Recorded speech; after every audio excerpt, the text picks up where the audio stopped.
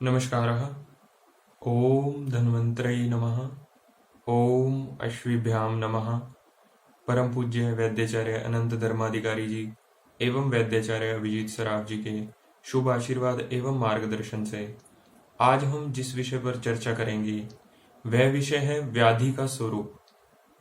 दोष ज्ञान के पश्चात व्याधि का स्वरूप क्या है यह जानना अति आवश्यक है।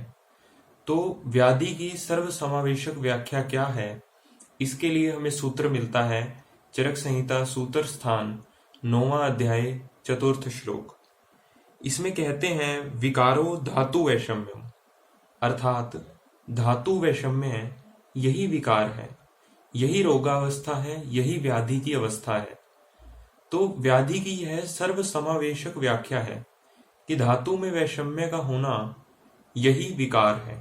विकारो धातु वैषम्यम। अब इसमें धातु क्या है यह हमने पिछली बार देखा था, जो टीका हमें मदद करती है। कहते हैं धातवो वातादयो रसादयश्च तथा रजः प्रवृत्तयश्च। इससे यह स्पष्ट होता है कि धातु पद से हमें यहाँ पर केवल रस रक्त आदि सप्त धातुओं का ही ग्रहण नहीं करना है, हमें शरीर के सर्व घटकों का, सर्व भाव पदार्थों का, दोष आदि का इससे ग्रहण करना है।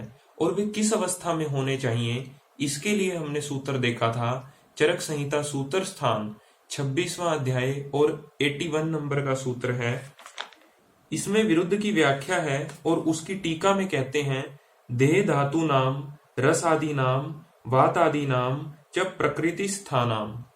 अर्थात जो रस रक्त आदि शुक्र एवं वात आदि दोष एवं जो सर्व घटक एवं भाव पदार्थ शरीर के हैं वे प्राकृत अवस्था में देह के धारण का कार्य करते हैं, उनको धातु कहा जाता है। और उनमें विषमता अर्थात धातु वैषम्य यही विकार है। वैषम्य क्या है यह हम जब प्रकोप कल्पना देखेंगे अगले व्याख्यान में तो यह स्पष्ट करेंगे कि वैषम्य क्या है। तो अभी हमें यह पता चलता है कि विकारो धातु वैषम्यम, धातु वैषम्य यही विकार है। अब हम एक संदर्भ देखेंगे चरक संहिता सूत्र स्थान 12वां अध्याय। तो वात कलाकली अध्याय के 5वें सूत्र में कहते हैं समान गुण अभ्यासो ही धातु नाम वृद्धि कारणमिति। यह जो सूत्र है इसमें धातु पद आया है। तो धातु पद यहां पर हेतुअर्थ तंत्र युक्ति से हम यह प्रकरण वात का है और हेतुअर्थ तंत्र युक्ति से यह धातु पद से यहाँ पर हम पित्त कफ रस रक्त आदि शुक्र सर्व का ग्रहण करेंगे। तो समान गुण के अभ्यास से धातु की वृद्धि होती है, अर्थात वात पित्त श्लेष्मा एवं सर्व अन्य धातु घटक घटक भाव पदार्थों का ग्रहण हमें इससे करना चाहिए। इसको कहते हैं हेतुअर्थ तंत्र युक्ति। इसके बाद जो हमें एक सूत्र मिलता है अष्टांग हृदय सूत्र स्थान प्रथम अध्याय के 20वें श्लोक की प्रथम पंक्ति में कि रोगस्तु दोष वैषम्यम। तो वाग्भट्ट जी कहते हैं कि रोगस्तु दोष वैषम्यम, अर्थात दोषों में विषमता यही रोग है, यही व्याधि है। तो हमें यह स्पष्ट होता है कि व्याधि कोई भी हो हमें विचार दोषों का ही करना है, क्योंकि रोगस्तु दोष वैषम्यम। तो इसको स्पष्ट करने के लिए हम चरक संहिता का एक और संदर्भ देखेंगे।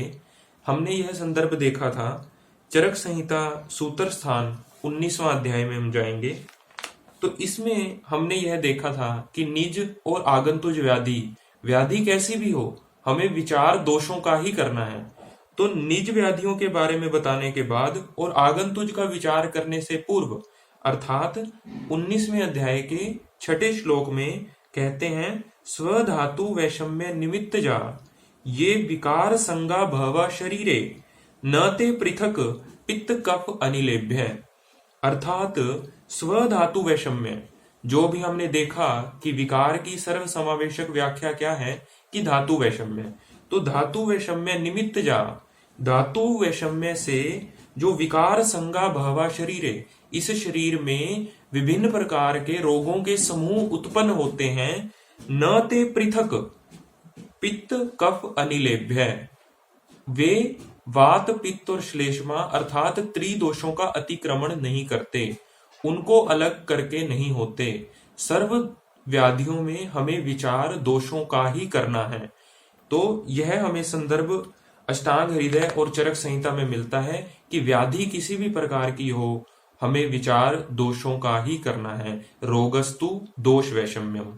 तो इस प्रकार से क्रमशः हमें तंत्रकर्ता के अभिप्रेत अर्थ को समझने का प्रयास करना चाहिए। इसके लिए भी हमें एक संदर्भ मिलता है चरक संहिता सूत्र स्थान के 26वें अध्याय आत्रेय भद्रकापी अध्याय के 37 नंबर के सूत्र में हमें यह संदर्भ मिलता है। इसकी दूसरी पंक्ति है तंत्र कर्तु अभिप्राय अनुपायश्च अर्थम आदिशेत।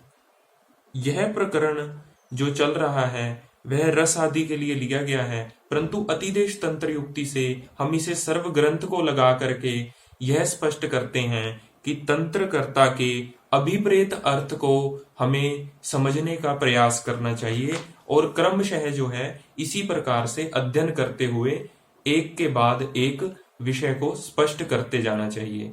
तो आज हमने देखा कि व्याधि का स्वरूप क्या है। व्याधि का स्वरूप समझने के बाद हम दोष प्रकोप इस प्रकार से व्याख्यान में समझेंगे। तो व्याधि का स्वरूप और दोष ज्ञान के पश्चात हम इसके बाद दोष प्रकोप पर चर्चा करेंगे। धन्यवाद।